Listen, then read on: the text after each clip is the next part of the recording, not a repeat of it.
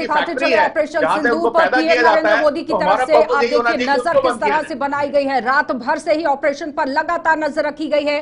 सभी 9 आतंकी ठिकानों को ध्वस्त यहां पर कर दिया गया है। शहबाज शरीफ ने युद्ध की धमकी दे दी है। इस वक्त की बड़ी अपडेट बताते चले, ऑपरेशन सिंदूर पर प्रधानमंत्री नरेंद्र मोदी नजर रखे हुए और रात भर से ही ऑपरेशन पर पीएम की नजर है।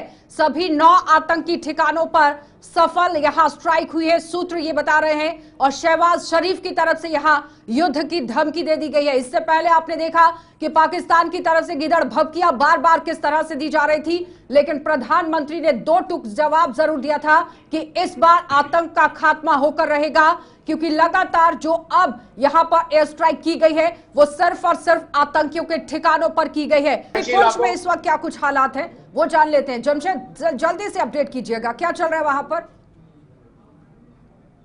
गुरजी, बिल्कुल देर रात 1 बजे के बाद ही जोरदार धमाकों की आवाजें खिताई पीर पंचाल में लगातार सुनने को मिली थी और बाद में खबर सामने आई, फौज की तरफ से कहा गया कि पाकिस्तान पर स्ट्राइक की गई। और स्ट्राइक के बाद इस वक्त की बात अगर करूं, पुंछ के अंदर पाकिस्तान की तरफ इनका सिलसिला जो दगवार सेक्टर के अंदर शुरू कर दिया गया है, जिसमें रिहायशी इलाका बहुत ज्यादा इसमें अफेक्टेड इस वक्त पुंछ के अंदर हो रहा है। लगातार ये खबरें सामने आ रही हैं कि पुंछ की, इससे पहले अगर राजौरी की लाइन ऑफ कंट्रोल पर बात करें, इस तरह की आवाजें सुनाई दे रही थी, क्योंकि रात 1 बजे के बाद लगातार जोरदार धमाकों की आवाजें सुनाई दे रही थी।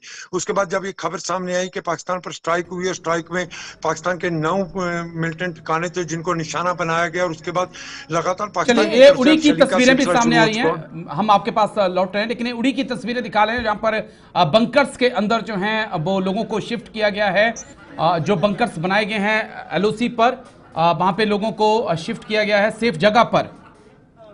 तो ये तस्वीरें भी आपको दिखा रहे हैं, पुंछ से ये तस्वीरें सामने आई हैं जहां पर एयर स्ट्राइक के बाद राजेश जी बिल्कुल साफ ये नजर आता है कि भारत की जनता सरकार के साथ है और वो चाहती है कि पाकिस्तान को मुंह तोड़ जवाब दिया जाए आतंकवाद के खिलाफ, जिस पर भारत ने अब काम भी किया है। लेकिन सवाल ये उठ जाता है कि रिहायशी इलाकों को टारगेट नहीं किया गया है। बार बार ये बात कहना बहुत जरूरी है कि अगर रिटेलिएट किया भी जाता है तो किस दम पर पाकिस्तान करेगा, क्योंकि आतंक पर प्रहार हुआ है और आतंकवाद का तो नामो निशान पूरे देश के अंदर नहीं पूरी दुनिया के अंदर से मिटना चाहिए। तो किस मुंह से दोबारा से यहां पर अटैक करने की कोशिश होगी।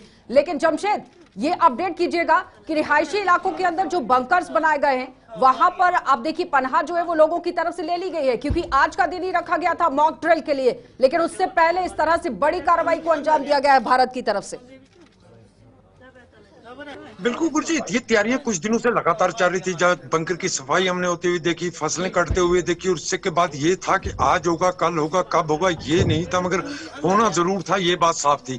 और आज वो हुआ है जो करना था, क्योंकि पहलगाम हमले के बाद पूरे हिंदुस्तान के अंदर एक गम गुस्सा था और उस गम गुस्से की लहर अब दिन ब दिन बढ़नी शुरू हो चुकी थी। हालांकि तारीख में पहली बार हमने ऐसा भी देखा होगा कि पाकिस्तान के खिलाफ वादी कश्मीर के अंदर भी जगह जगह पर प्रोटेस्ट, और वहां की आवाम भी चाहती थी कि इसका बदला लिया जाए, और वो बदला ले लिया गया। हालांकि थोड़ी देर पहले मैं पाकिस्तान के मीडिया पे खबरें सुन रहा था, जो बड़े बड़े दावे अब उसकी तरफ से किए जा रहे हैं। अभी थोड़ी देर पहले एक प्रोपेगेंडा उनकी तरफ से मैं सुन रहा था कि पाकिस्तान भारत के 3 जहाज मार गिराए हैं, जिसमें 2 राफेल हैं। इस तरह के प्रोपेगेंडे अब पाकिस्तान की तरफ से करना शुरू कर दिए गए।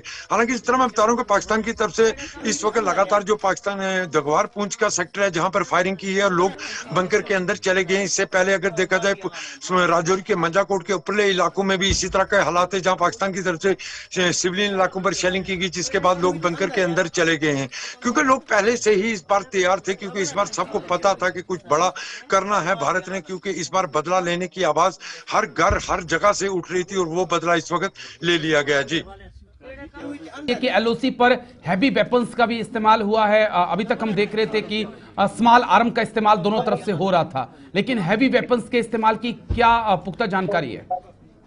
उसमें तोहफे भी शामिल है। बिल्कुल, इस वक्त बहुत बिल्कुल राजेश, जिस तरह मैं बता रहा हूँ आपको कि पिछले 2 या 3 दिन से पाकिस्तान की तरफ से लगातार सीज फायर का उल्लंघन किया जा रहा था और उसमें छोटे वेपन का इस्तेमाल किया जा रहा था। आज हैवी वेपन का इस्तेमाल इस वक्त किया जा रहा है। जिस तरह मैं आपको बता रहा हूँ कि तकरीबन 30 किलोमीटर दूर तक उसकी आवाजें जो थी वो सुनाई दे रही थी। और पुंछ के अंदर जब ये सेलिंग का सिलसिला पाकिस्तान की तरफ से शुरू किया गया तो लोग कई ऐसी फैमिलियां देखी जो घरों की छतों तक पहुंच चुकी थी, क्योंकि बहुत जोरदार धमाकों की आवाजें काफी मुद्दत के बाद इस तरह की आवाजें सुनने को मिली। इससे पहले जब भी पाकिस्तान की तरफ से सीज फायर का उल्लंघन किया जाता था उस वक्त इस तरह की आवाजें सुनाई देती